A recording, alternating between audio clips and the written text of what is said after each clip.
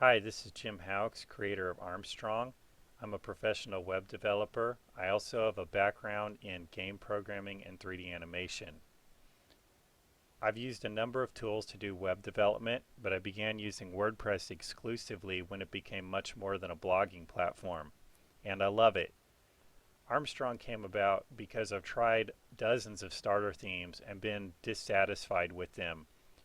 They seem to go one of two extremes. Either they give you a blank slate and expect you to do a tremendous amount of programming to get the features you want and get up to speed, or they give you a heavy-handed front end and a bloated interface that can be awkward to work with. Armstrong attempts to meld the two thought processes of web development. It gives you a very well developed front end so that you can build a site quickly and have a highly editable end result, but it also gives you a very well structured back end so that you don't have to use redundant code and work from boilerplate stuff when you want to make changes. Changes are very fast and easy. This video is going to be sort of a tutorial overview of working with Armstrong, at least getting started, so you can see exactly what it does for you. All the features, in fact most of the features won't even be covered here, but a lot of the basics will be, and of course the documentation will show you everything else. So we're going to assume that you just installed Armstrong on a fresh WordPress build, and maybe you're looking at something like this, a blank page. I mean, I've got a page here with a little bit of filler content, but you're looking at a blank site and you're like, what's going on here? There's this gray bar up here, which you don't understand what that is, but it's not that big of a deal. What this actually is the header region. There's no content in it right now, but you can have a menu here and left and right, header content, other things. This is the diagram of the widget areas in Armstrong. Each of these areas corresponds to a widget region in the WordPress widgets page. These all come with Armstrong out of the box, and of course you can add others or remove these if you want to edit the code. We're going to start by adding a primary menu in this region. So we're going to go over here to the menus page. And I already have a menu I titled main menu. This is standard WordPress functionality. And over here on the left side we have Armstrong's theme locations. You can add more or you can remove these. What's different here is that each of these locations is named with a shortcode. So if you copy this shortcode and paste it anywhere, the menu will show up there. What I'm going to do is I'm going to put the main menu in primary menu and in footer menu. And I'm going to copy the shortcode for primary menu. I need to save this. Go back to the widgets. Go down to primary menu, and I can do what you'd expect. I put a text box and I could paste in the menu, and then the menu will show up there. But I'm not going to do that. I'm going to delete this menu. I want to put a visual widget in instead. This comes with Armstrong, and I'm going to click Create New Content. It's going to create a visual widget post type. I can name it anything, it doesn't matter. And I'm going to paste in the menu. And I need to add a class. It's called SF menu, which is short for Superfish menu. And that's going to tell this menu to display as a Superfish menu because you can have other menu types in Armstrong. I'm going to hit Publish. And I'll get a yellow box that tells me I need to assign this to the visual widget. So this link takes me back to the widgets page. I can go down to the primary menu where I've got my visual widget, and I see content to display no content. If I select this, I have the My Menu option that was just created. I select that, I hit save, and now if I refresh the website, I see the menu shows up with the pages I've already added. I also see this blue edit link. This is what you get with the visual widget in Armstrong. When you click this link, it will take you directly to the visual widget, and I can do any edits in here. And of course this visual widget can be used in pages. It doesn't have to be used as just a menu. This is just an example.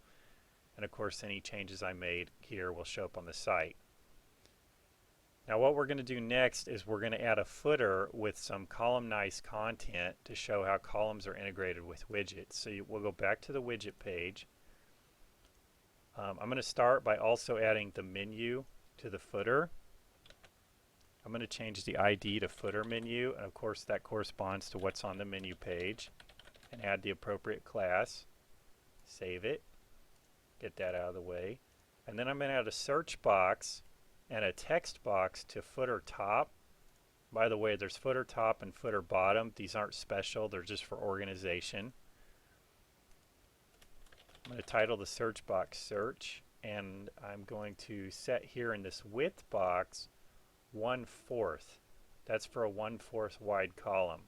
I'm going to hit save. Then I'm going to put a text box in,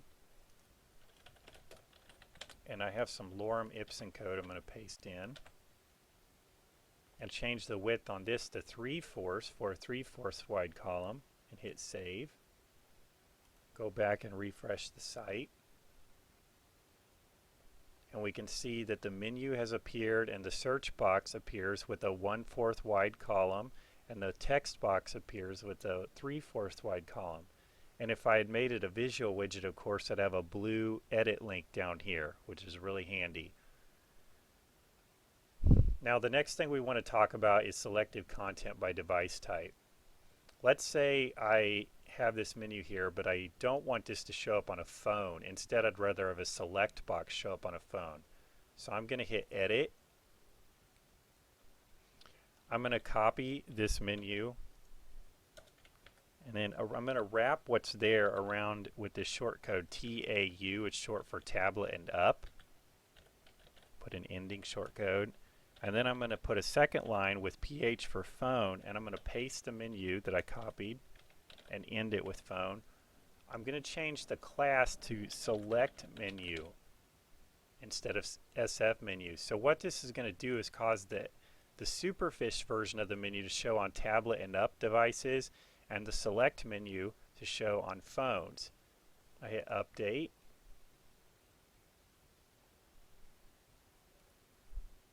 Visit the site, and we can see it's still showing the normal menu. But if I go over here to Chrome, right now in Chrome, maybe you don't know about this, but in the element inspector, you can do an override on the user agent. So I've set mine to show as iPhone iOS 5. So right now it's rendering as if I was viewing an iOS 5 device, iPhone.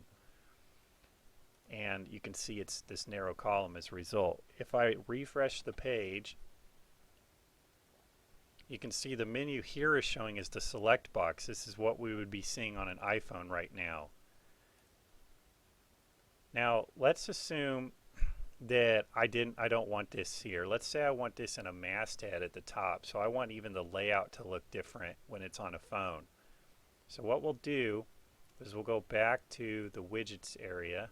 I'm sorry, we'll go back to the editor for the menu. We're going to cut the phone menu that I made. We're going to update this. Okay. And now we'll be back to what we started with. We'll go to the widgets page again. And at the very top, near the top anyway, masthead phone size. This is a masthead that shows up on phones. So if I put a text box in here, I can paste in my menu, and I don't need these phone shortcodes anymore because the masthead's limited automatically to phone. So I got rid of those. Now I have the menu with select menu set. I hit save. And if I refresh the page in Firefox, it's going to look the same. But if I go to Chrome and refresh the page, I will see a masthead. And there's the drop-down menu. Pretty handy. Now it doesn't cover a lot of the features. It covers some of the features of Armstrong. This didn't even get into the back end. Again, the back end has been changed so that you don't have to use redundant code with a lot of boilerplates. Everything is very fast to work with, very efficient for savvy programmers. Another thing is, again, the design here looks very plain, but this is out of the box. Of course, you can style everything with the style sheets, and the style sheets are very well organized. It's super easy to edit. You can also change the layout totally. Like right now, this header is like one big full width span. It doesn't have to stay like that. Armstrong has something called page constraints that are documented and also pretty obvious in the templates. If you took this header and you put this in a page constraint, it would make it constrained to the width of the page. And then of course you can get rid of the shadow and style it to look just like it's part of the page. So it's very powerful. There's a lot can be done. If you have any questions, just go to the support page on the website, send us your questions. Support team will answer, and we really hope you enjoy using Armstrong.